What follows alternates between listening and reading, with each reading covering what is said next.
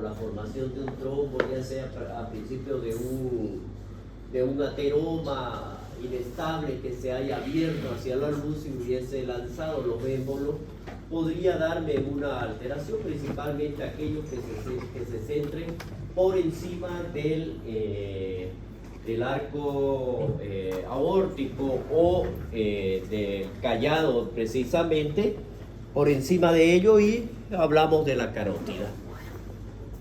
Entonces eso me va a dar lugar a que un sector del cerebro no reciba la información más que información, la irrigación con oxígeno, con los nutrientes, lo que lleva a una isquemia.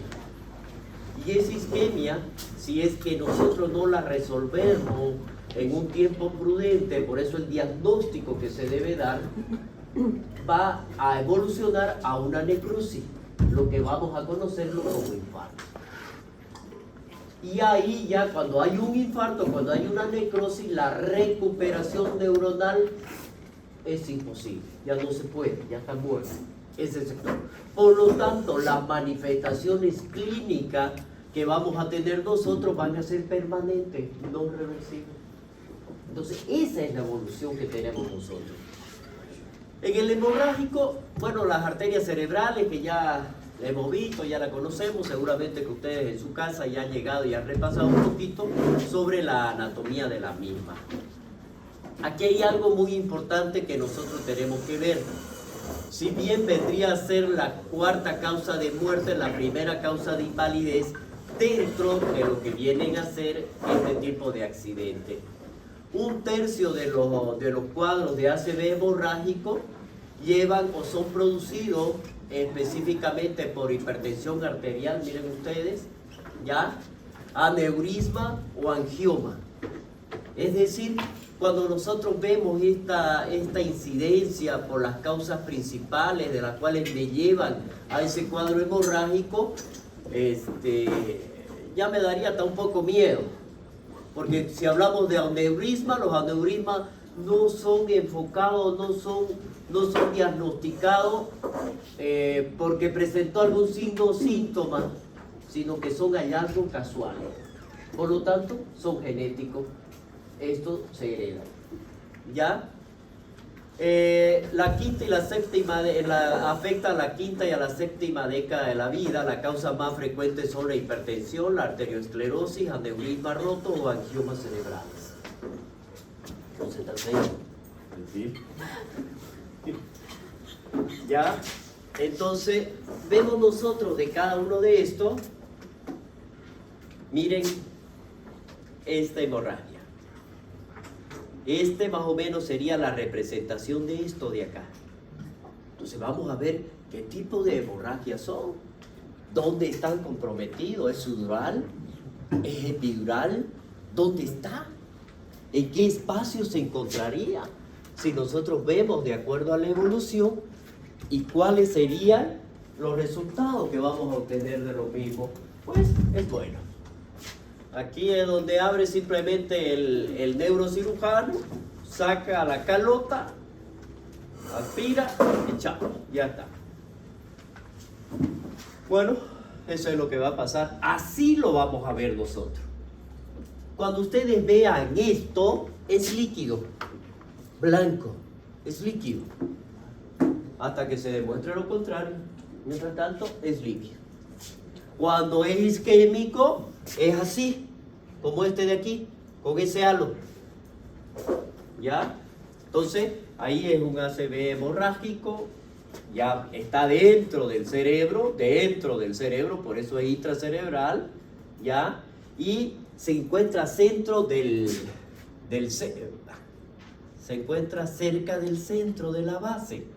Por lo tanto, ya nosotros no podemos imaginar a quién estará afectando. Bueno, al tálamo, al putamen. O sea, son cosas que ya no estamos imaginando. ¿Y qué me está presionando?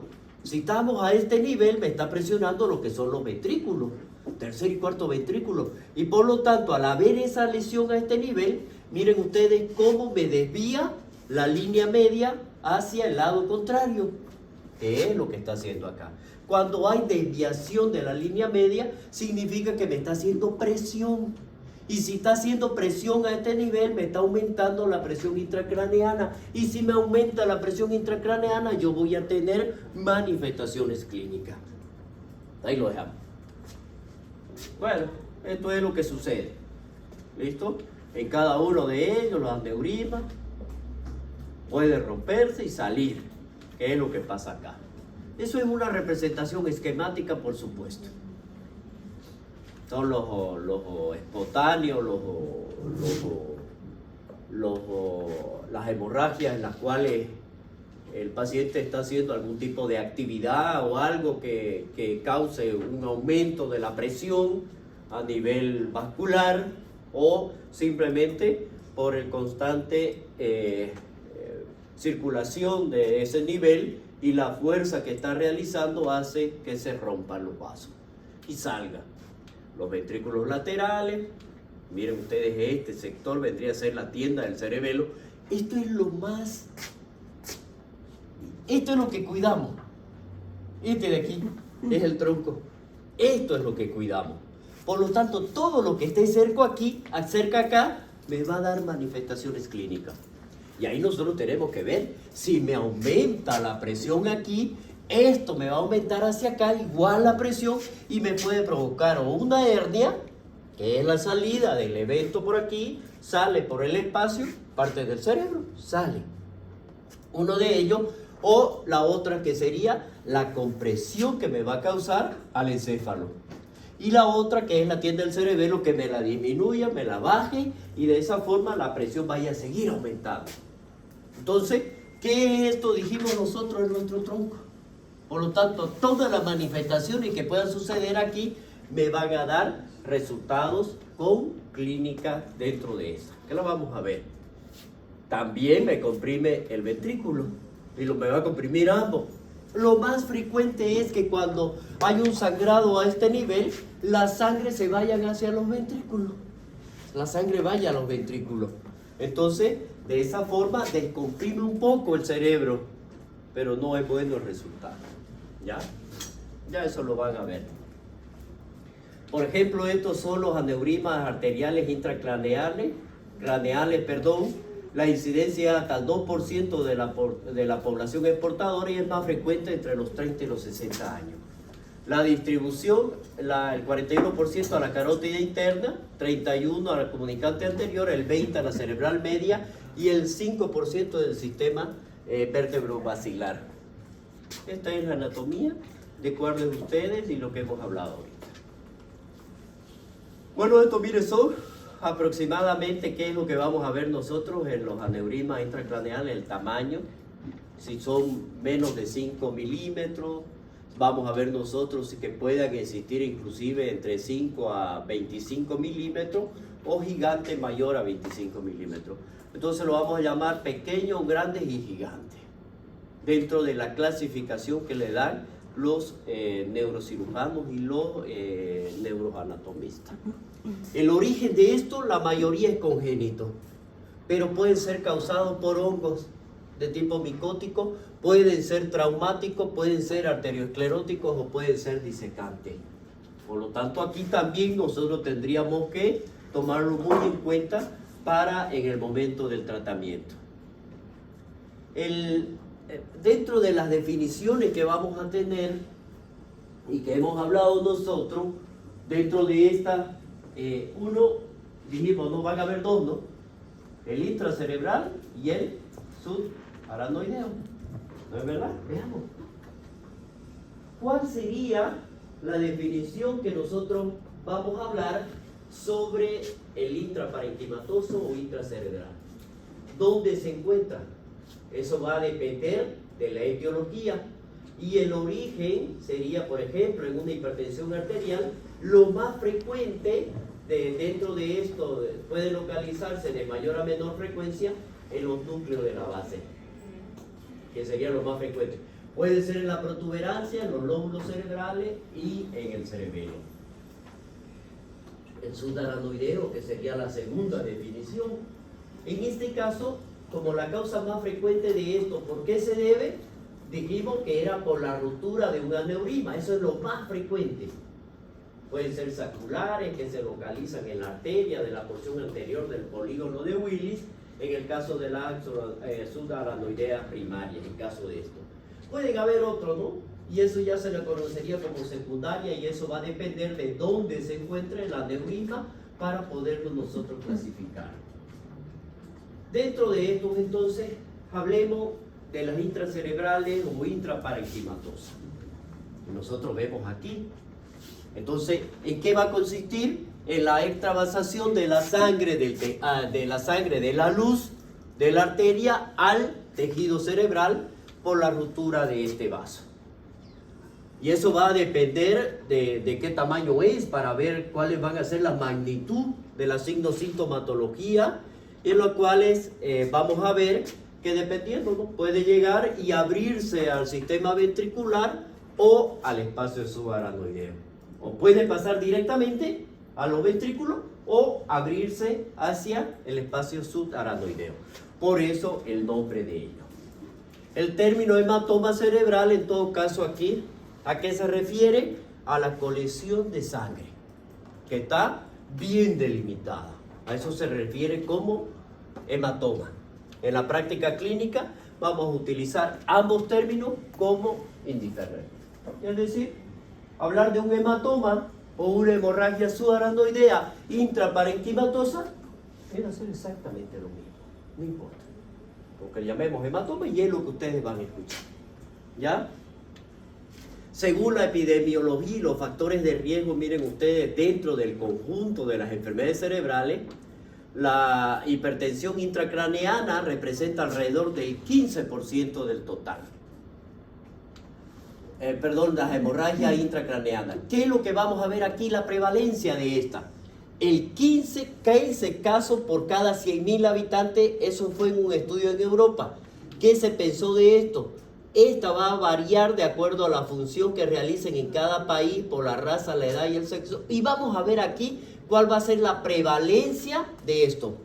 Dijimos que es la hipertensión arterial en la población que se estudió. Así más alta en varones mayores de 55, raza negra y orientales. Esta enfermedad, la hipertensión arterial, vendría a ser el principal factor de riesgo para la aparición de las hemorragias intracerebrales, participando directamente en el 60 al 70% de los casos. Por lo tanto, si nosotros sospechamos de que es hemorrágico, ese ACV, lo primero que tenemos que pensar es que es una hipertensión. Ya después ya vienen, ¿qué me pasó? ¿Qué pasó por ello? Es un paciente hipertenso que hizo que un aneurisma existente se rompa. O sea, ya viene la conjetura, a este concepto. Y vamos a ver acá qué es lo que pasa. Vemos nosotros la hipertensión arterial, que a pesar de que ya se lleva un control y ha ido mejorando en estos últimos años, está presente por lo menos en el 60%, dijimos, de los casos. Aquí vamos a ver la hipertensión arterial crónica. Vamos a ver que por la constante hipertensión, las paredes de las arterias van sufriendo algunos cambios histopatológicos, pero esos cambios histopatológicos no son para mejora, sino que son degenerativos. ¿Está bueno la chateada? ¿Ah? No, te digo, nada más, si está buena me avisa para que chateemos juntos.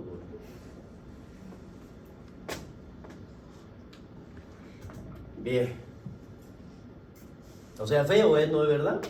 Que yo esté hablando y vos estés chateando ahí. Si es importante, la puerta está abierta, mi hijo, vaya, termine de chatear y allá se viene acá. ¿Sí? Bueno, entonces miren ustedes, el cambio que está pasando acá no es para bueno. Estos cambios histopatológicos no son para bueno. No es que la pared de las arterias se vayan a engrosar, sino que van degenerándose. Entonces, ¿qué pasa aquí si estas se degeneran? Entonces yo voy a tener que dentro de esto me va a provocar una necrosis, me puede causar una aparición de un aneurisma de Charcot-Burchard, que vendría a ser uno de los principales. ¿Por qué? No es que nació él con ese aneurisma, no. La mayoría es genético, pero no, en este caso, ¿qué pasó? A ver, un ejemplo más claro. ¿Han visto esa vejiga larga, no es verdad? Ya. Ustedes lo inflan y queda bien rectito. Pero si ustedes apretan a un lado y apretan al otro, se infla en medio. ¿No es verdad? Eso sucede aquí. Exactamente lo mismo. Exactamente lo mismo. Entonces es como si se elevara. Pero es por el proceso degenerativo que sufrió esa pared por la constante presión alta. Eso es lo que ha pasado. La angiopatía amiloide, en este caso ya vamos a ver que afecta más a la población anciana. Se trata de un proceso degenerativo vascular y produce en este caso, en ese proceso, ahí donde está sucediendo, se deposita material amiloide en la capa media y adventicia. Y entonces las arterias que son comprometidas son las de pequeño y mediano calibre. ¿De dónde? De la leptomeninge, que vendría a ser una de las principales, y a nivel de la corteza cerebral. Esto es por el depósito de amiloide. Entonces aquí nosotros vamos a ver que estos son responsables de las hemorragias intracerebrales entre un 5 al 15% de un 10 al 5 al 10%. El alcohol, el consumo de alcohol de más de 50 a 100 gramos al día aumenta el riesgo, fundamentalmente con la relación de la coagulopatía secundaria. ¿Pero a qué? Miren ustedes, a una hepatopatía. La hepatopatía me lleva a la alteración de la coagulación. ¿Por quién es producida la hepatopatía? En este caso, como lo vamos a ver cuando hablemos de gastro, ya es por el alcohol. Entonces, al haber esta situación, me va a alterar este sistema de coagulación y por lo tanto me altera la integridad del vaso en su conjunto. Y vamos a ver muchas cosas acá dentro de todas estas definiciones, como la utilización de los anticoagulantes. Esto, aquí hay que tener mucho cuidado. Los anticoagulantes, como lo hablábamos anteriormente, son utilizados en aquel paciente que tiene un ACV isquémico. Mire, aumenta el riesgo de padecer esta hemorragia entre el 0,5 al 2% anual. Empeora la gravedad del sangrado y aumenta la posibilidad de muerte. Aquí nosotros tenemos que ver, si bien lo que se le atribuye es entre 0,6 a un 6% aproximadamente de las causas de las hemorragias, esto aumenta en nuestros pacientes que tienen ACV isquémico. Los antiagregantes plaquetarios, la warfarina, el ácido acetil salicílico, incrementan en un 2.5 veces por la propensión a aumentar en el volumen de hematoma, es decir, como no le permiten, que son antiagregantes plaquetarios, como lo que se toman aspirina, por ejemplo, no permite que vengan y se forman los coágulos necesarios para formar el tapón. Entonces, si eso no sucede, el paciente va a seguir sangrando. Esto empeora. La sangre prácticamente no hace efecto, no cumple la función específica. Los fibrinolíticos, aquí vamos a ver en los pacientes que tienen un infarto de miocardio y que ha sido fibrinolizado, es decir, hemos aumentado, hemos administrado en ellos un fibrinolítico. Esto hace de que se aumente en un 44 a un 88%. ¿Dónde está? Entonces, se manifiestan en las primeras 24 horas de crecimiento. Entonces, esto de aquí, miren, ¿qué es lo que pasa? Llega mi paciente infartado del corazón. Vamos a utilizar los fibrinolíticos y lo hacemos por vía endovenosa. Y al utilizar los fibrinolíticos estamos provocando de que el nivel de coagulación y lo que está diciendo, los problemas a nivel de las arterias, que es lo que va a suceder, es como si sucediera a aquellos que le estamos dando anticoagulantes. Entonces, ¿qué es lo que va a pasar? Va a existir una alteración a nivel de las capas de las arterias, pero eso es inmediato. Dicen que en 24 horas que nosotros realicemos, administremos los fibrinolíticos a nuestros pacientes con infarto de miocardio, podemos tener un cuadro de hemorragia cerebral. Si no se presenta, hemos manejado de una manera adecuada. Las malformaciones vasculares era lo que estamos hablando, ¿ya? Aquí vamos a ver estas malformaciones arteriovenosas, los angiomas cavernosos, aneurismas saculares, fístulas durales, telangiectasia, capilares y angiomas venosos. Solo de estas, las dos primeras, es decir, las malformaciones arteriovenosas y los angiomas cavernosos, son los más importantes en la hemorragia intracerebral. Los aneurismas saculares suelen dar lugar a una hemorragia subaranoidea. Ojo con eso. Los tumores, el 6% de todas las causas de las hemorragias. Los tumores, en este caso, con mayor riesgo de sangrado son los glioblastomas y la metástasis de carcinoma broncogénico.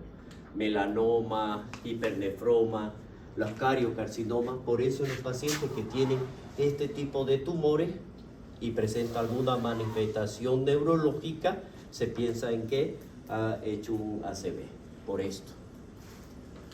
La diastesis hemorrágica son alteraciones primarias de la coagulación y ahí nosotros tenemos la hemofilia, por ejemplo, dan lugar a una hemorragia en la infancia o en la juventud. Las alteraciones secundarias son la trombocitopenia con cifra de plaquetas por debajo de las 10.000, son las más frecuentes, y en este caso las hemorragias suelen localizarse en los lóbulos y pueden ser múltiples, pequeños. Eso es lo que más vamos a buscar.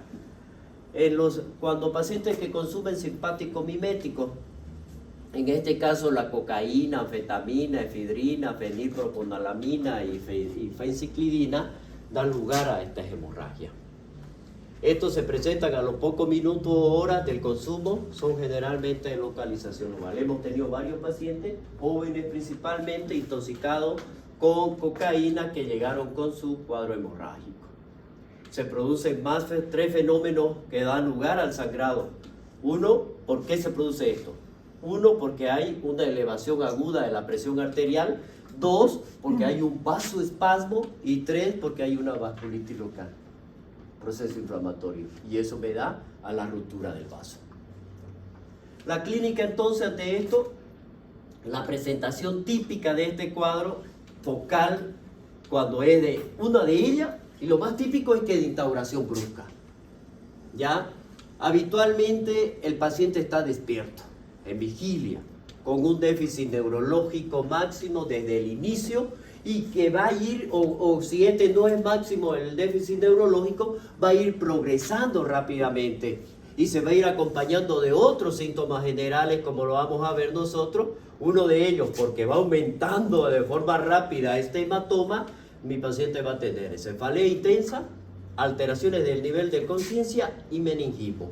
Es decir, ya los síntomas de una meningitis. Eso es lo que nosotros vamos a tener, o sea, lo que me va a dar lugar a que nosotros podamos hacer esa diferencia entre un isquémico y un hemorrágico. Si nosotros seguimos en esto, las manifestaciones varían en función dónde se van a localizar. Lo que son profundos y que se localizan principalmente en el putamen y en el tálamo, la afectación de las vías largas son las que van a predominar, son el motor en el putamen y sensitivo en el tálamo. Entonces son las alteraciones que nosotros vamos a presentar o que vamos a identificar en nuestro paciente que tengan esta localización. Hay trastorno del lenguaje, si es que se localiza en el hemisferio dominante, o síndrome parietal en el hemisferio no dominante. Si el volumen del hematoma, por ejemplo, es grande, también vamos a ver aquí que por la misma compresión me puede afectar el nervio óptico y de esta manera darme manifestaciones campimétricas. El 50%, como les dije yo, se abren a los ventrículos, miren ustedes, ensombreciendo el pronóstico. Es decir, cuando se abrieron al ventrículo, ¿qué fue lo que le dije? Se empeora el caso. Eso es lo que dice. La hemorragia lobar, en este caso el déficit focal va a depender del lóbulo. ¿Cuál de los lóbulos es el comprometido? Si son afectados, siendo la localización temporoparietal a este nivel de aquí, temporoparietal sería la más frecuente. las crisis convulsivas al inicio y son una de las características principales. Y cuando el diámetro es mayor a los 4 centímetros, vamos a ver que nuestro paciente va a evolucionar hacia un coma, si es mayor de 4 centímetros. Entonces, dependiendo de la localización. Entonces, esto hace de que la compresión misma del parénquima, no se olviden que estamos hablando del intraparenquimatoso, esto vaya aumentando 4 centímetros así más o menos. Entonces, la presión con la que me va a causar, y dependiendo de dónde está, pues va a ir y me va a presionar y me puede llevar a un coma de nuestro paciente. La hemorragia cerebelosa, primero, una de las características primarias o principales es la cefalea súbita intensa, occipital o frontal, cuadro vestibular agudo, ataxia. La afectación de estructura troncoencefálica por compresión da lugar a cuadros sensitivos motores.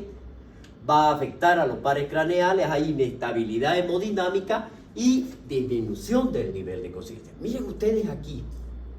Entonces, lo primero que nosotros hacemos, y dentro de lo que tenemos que ver, es el nivel de conciencia, el Glasgow. ¿De cuánto el Glasgow está? Para saber nosotros y continuar. No se olviden que el Glasgow no solamente me da diagnóstico del nivel de conciencia, sino también me da pronóstico. Por esa razón tenemos que hacerlo. A nivel del tronco, la localización más frecuente es la protuberancia. Generalmente son cuadros graves, evoluciona al coma, salvo en la hemorragia puntiforme, que se manifiesta como síndromes alternos. Aquí ya hay afectación de los pares craneales y el síndrome de Horner. Vamos a ver acá que esto va a depender cuando vemos una hemorragia central, pues nosotros nos esperamos que estas alteraciones puedan existir, principalmente la alteración del nivel de conciencia y las alteraciones hemodinámicas, que es lo más frecuente dentro de esto. Estas son las localizaciones que habíamos hablado nosotros. ¿Cuáles van a ser? Yo voy a hablar de una de ellas y el resto pues es lo mismo. ¿Listo? Por ejemplo, si nosotros tenemos una localización en el putamen, la hemiplegia del lado afectado es positiva. Vamos a ver que está marcada de hasta dónde está, y eso va a depender precisamente de la compresión que me está realizando. Afasia sí va a tener global más que motora, pero también hay afectación de la conducción. El defecto visual campimétrico dijimos que sí me va a afectar, pero si afecta si es mayor a 4 centímetros. La parálisis de la mirada horizontal, de la contralateral, por la compresión que está realizando a ese nivel. Y vemos si hay de la mirada vertical, no hay. Y los signos del tronco, que en este caso que me va a presentar solo, acuérdense de la herniación, solo que si la compresión es mayor y logra herniarse por el espacio que queremos a nivel subaracnoideo. Si se hernia, entonces sí vamos a tener signos del tronco. ¿Y cuáles serían? Las alteraciones tanto sensitivas como motoras, de un lado, del más afectado. Desviación, aquí miren ustedes, dentro de cada una de ellas. Sí, bueno, lo demás es lo mismo. En el caso, miren ustedes, del cerebelo, si está afectándome acá atrás, ya si en el caso de la compresión, ¿qué es lo que me va a afectar? Hay una de ellas que vimos en el esquema a nivel del cerebelo. Si bien no me manifiesta ninguna de las alteraciones de hemiplegia de nada, pero sí voy a tener yo una parálisis horizontal ipsilateral, es decir, del mismo lado. Pero miren, si esto me lleva a la misma parálisis de ¿quién? Del quinto, del sexto y del séptimo par. O sea, si es el cerebelo. Entonces, si tengo esa afectación yo, más esta manifestación, miren ustedes cómo es tan clara la semiología y la clínica, que me están diciendo el lugar. No, de verdad, me están diciendo el lugar. ¿Dónde está? De acuerdo a los signos y los síntomas. Esta tabla se encuentra en muchos de los consultorios de emergencia, que es lo que nosotros manejamos. El diagnóstico es la neuroimagen.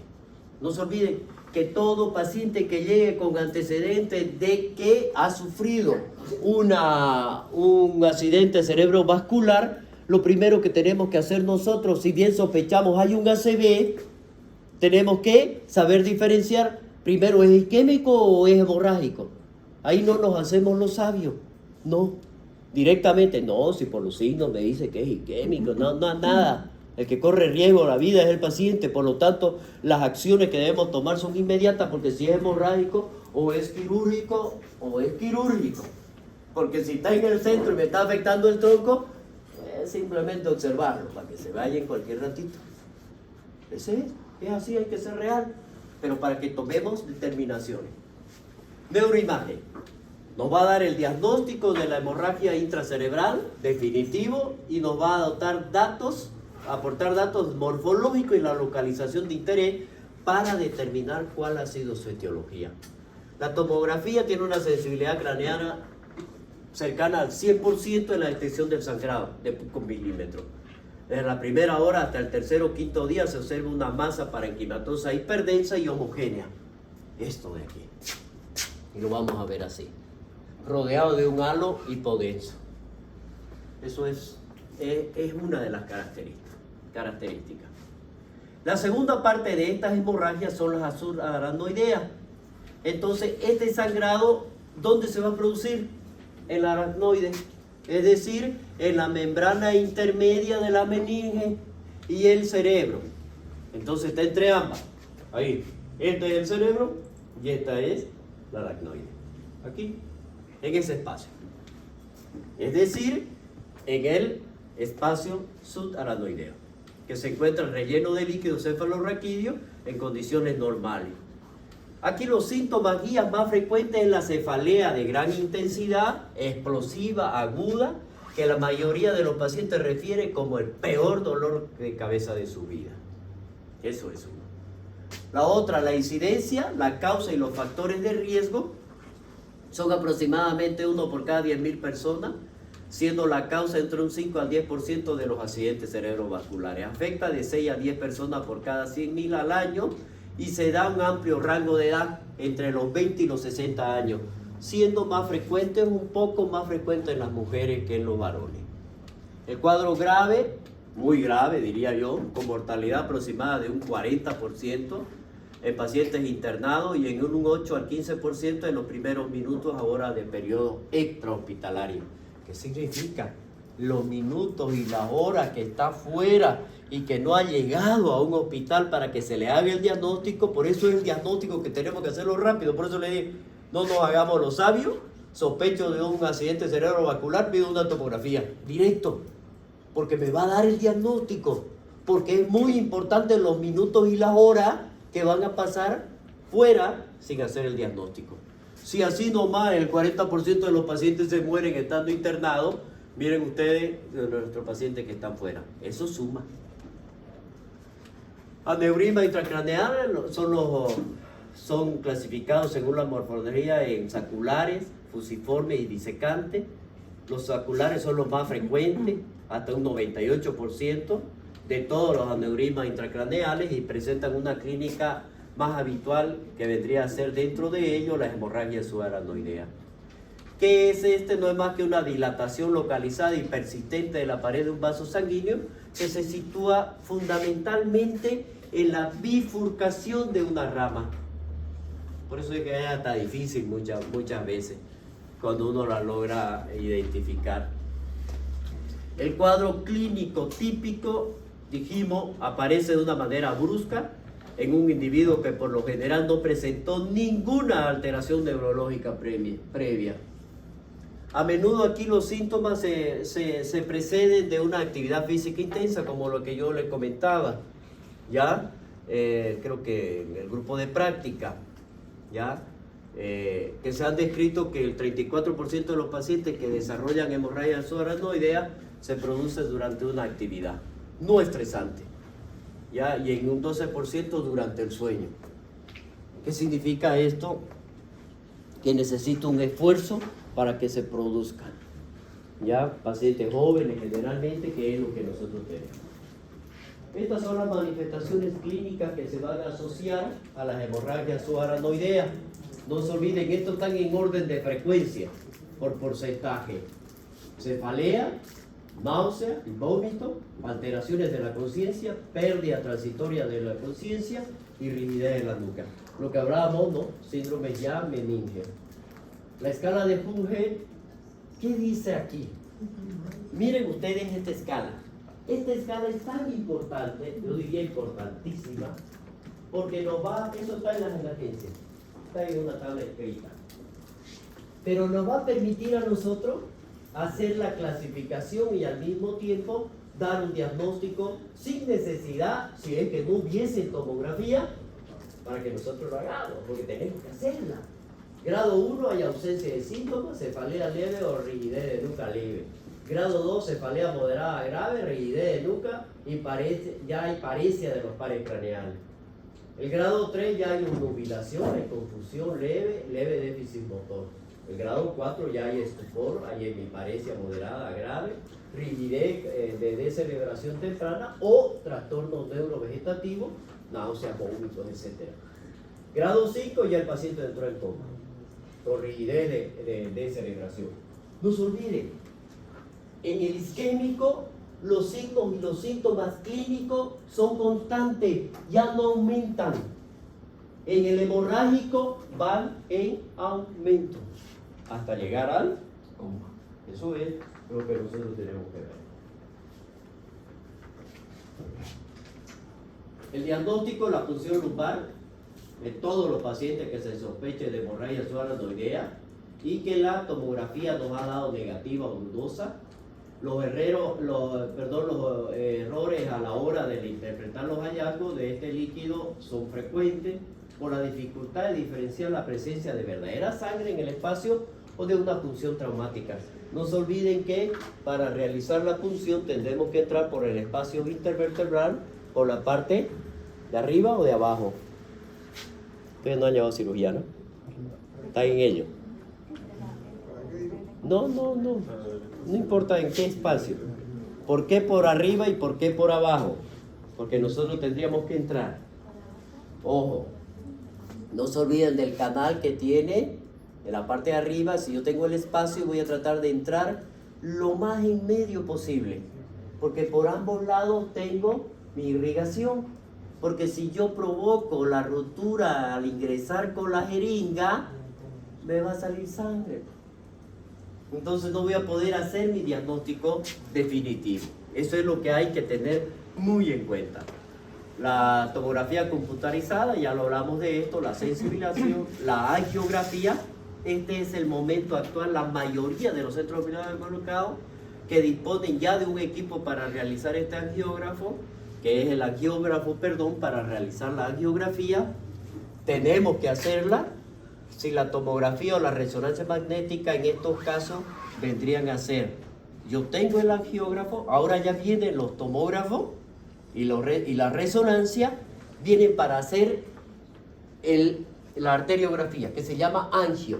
Entonces yo hago una angiotomografía o una angioresonancia. Ya no necesito hacer dos estudios diferentes. Y la misma máquina me lo va a procesar en una hermosura. Lo ve todo y solamente arteria donde están, ya no se necesita hacer otro estudio. Ya, esta es la escala de Fisher. ¿Qué me dice Fisher? De acuerdo a esto, para los tomógrafos, mejor dicho, para los radiólogos, me dice, señores, en base a esto nosotros vamos a saber qué compromiso existe. El grado 1, no veo sangre detectable. El grado 2 ya hay una disposición difusa de la sangre en los espacios subaranoideos, que vamos a ver dónde se encuentran, por dónde están, ¿ya? 5 coágulos localizados con una capa vertical menos de 1 milímetro, que tendría que ser un experto para que lo pueda identificar, ¿ya? Que sería ahí. El grado 3 ya hay los coágulos localizados en los espacios subaranoideos, una capa vertical de sangre que ya es mayor a al milímetro. Y el grado 4 de esto, ya la hemorragia está bien clasificada. Miren, ahí está. ¿Ya? Intraparenquimatoso o intraventricular. Las complicaciones neurológicas, resangrado, la ruptura del aneurisma, faltan 5, ¿no?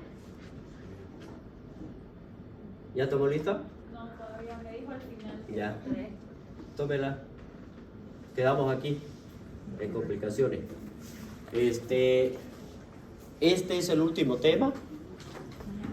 El que viene el próximo, falta síndrome convulsivo, si no me equivoco. Ya. La próxima clase se termina, si no viajo, ya terminamos la primera parte para tomar el examen. El examen de la primera parte es el 21. ¿Ya? A ver, ¿qué fecha fue?